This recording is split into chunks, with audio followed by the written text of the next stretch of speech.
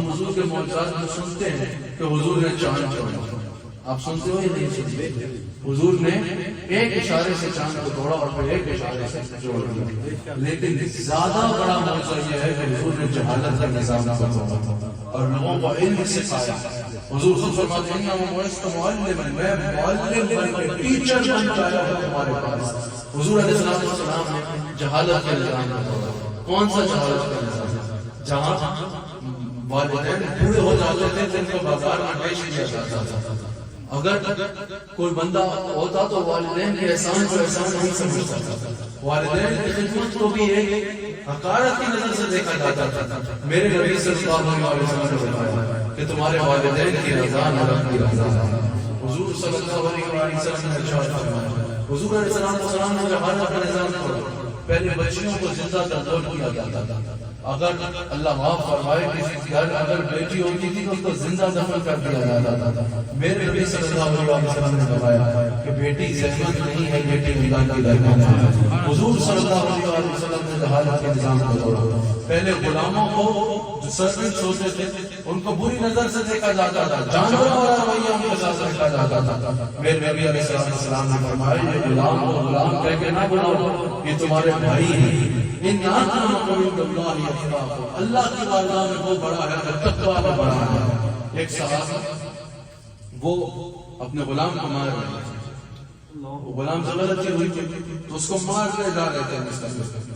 رسول اللہ علیہ وسلم حضور کو دیکھ کے گھبرا گئے.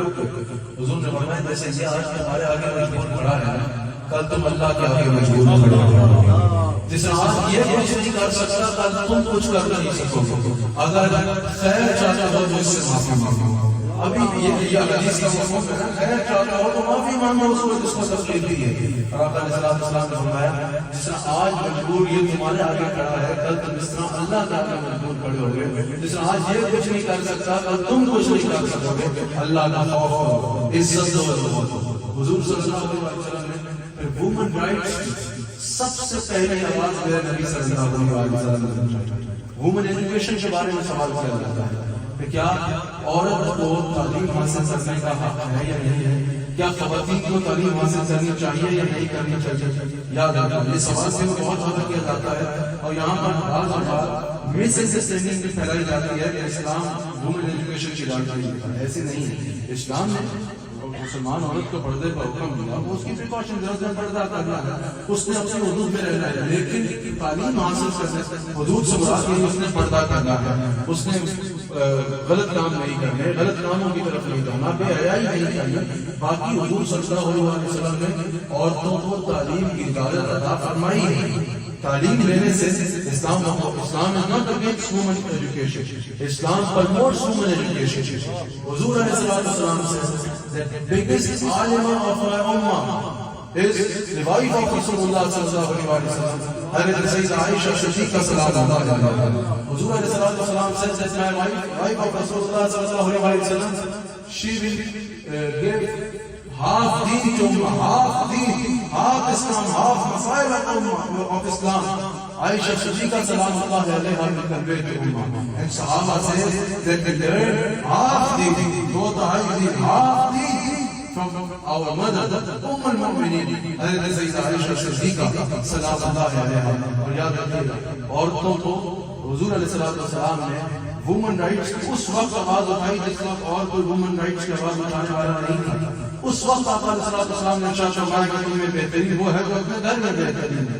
اس وقت آقا علیہ السلام نے ماں کی عزت کی بات کی, اس وقت آقا علیہ السلام نے بیٹی کی عزت کی بات کی, اس وقت آقا علیہ السلام نے بیوی کو عزت دینے کی اور شفقت کرنے کی بات کی. جس دور میں یہ بات کرنا کو عیب سمجھا جاتا تھا, میرے نبی علیہ السلام نے اس دور میں ویلیوز کو بیان بھی فرمایا اور قائم بھی فرمایا. رسول اللہ صلی اللہ علیہ وسلم کا میلاد ہمارے والے یاد آتا ہے.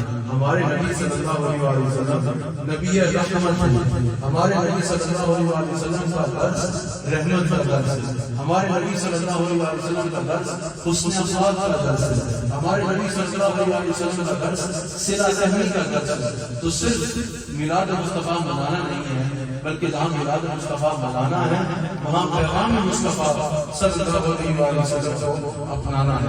اور حضور کا پیغام کیا ہے کہ ہر ایک کے ساتھ خیر کے ساتھ پیش آؤ, ہر ایک کے ساتھ اپنا کریکٹر اچھا رکھو, ہر ایک کے ساتھ گڈ مینرز کے ساتھ پیش آؤ, کسی کو تکلیف نہ دو, کسی کو نقصان نہ دو, کسی کے ساتھ برا نہ کرو, کسی کو تکلیف نہ دو, کسی کا دل نہ توڑو, کسی کو گالی نہ دو, کسی کی غیبت نہ کرو, جھوٹ نہ بولو, بدکاری نہ کرو, زنا کے قریب نہ جاؤ, ڈرگس کے قریب نہ جاؤ, شراب کے قریب نہ جاؤ, کرائم کے قریب نہ جاؤ. جس معاشرے میں رہو, جہاں رہو, اپنے آپ کو اتنا اچھا کرو, اپنے جسٹر اور کریکٹر کو اتنا اچھا کرو کہ تمہیں دیکھنے لوگ کہیں جس کا امتی اتنے اچھے کریکٹر والا ہے اس کے نبی کا عمل کیا ہوگا.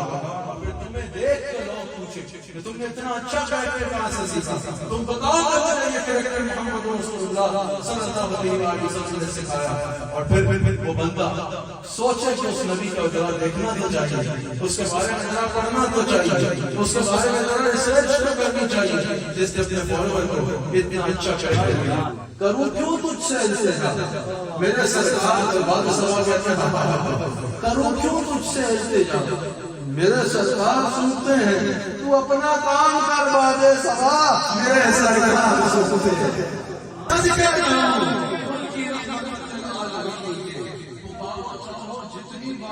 وہ ہر بار سنتے ہیں مظفر تک کسی محفل میں ان کی نعت کرتا ہوں, میرا ایمان ہے وہ میرے اشعار سنتے ہیں.